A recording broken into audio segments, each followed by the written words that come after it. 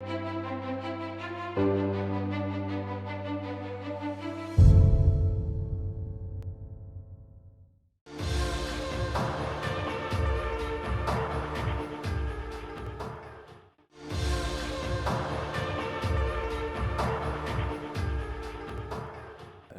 en Suisse, on a un marché très dynamique au niveau de la traduction.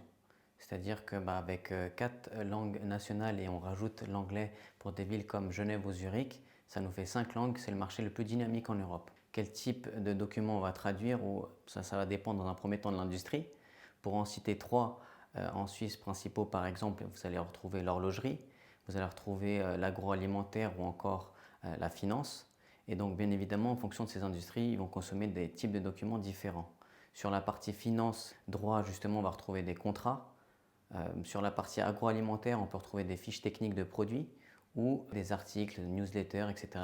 Avec ce qui se passe actuellement sur le contexte économique, de plus en plus de personnes vont aussi chercher à être présents sur les réseaux sociaux.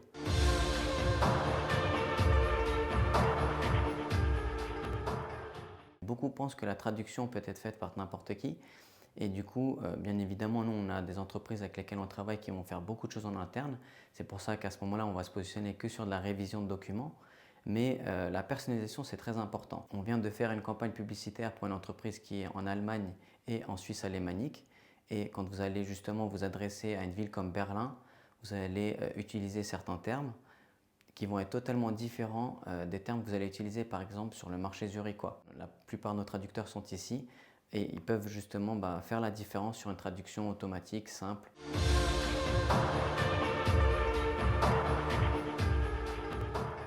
Nous déjà dans un premier temps on va se démarquer sur 2 aspects très simples, c'est-à-dire que tous nos traducteurs traduisent vers leur langue maternelle et ensuite le deuxième aspect ça va être l'expertise du traducteur.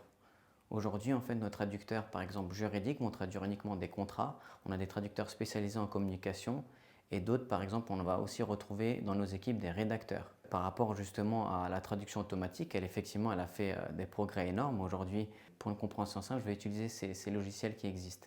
Par contre, si on va aller un peu plus loin aujourd'hui et pour vraiment retranscrire une émotion, il y a encore du chemin à faire. Moi, comment je vois en fait l'avenir sur cet aspect-là, c'est que vous aurez toujours une clientèle qui pourra se permettre de se payer une traduction. Il y aura écrit Made in by Human et vous aurez une clientèle qui maintenant va se focaliser peut-être plus sur la traduction automatique. Et c'est vrai que dans notre métier, ça change un peu, c'est-à-dire que beaucoup de traducteurs maintenant deviennent simples réviseurs, c'est-à-dire qu'ils vont réviser ce qui va être traduit par la machine.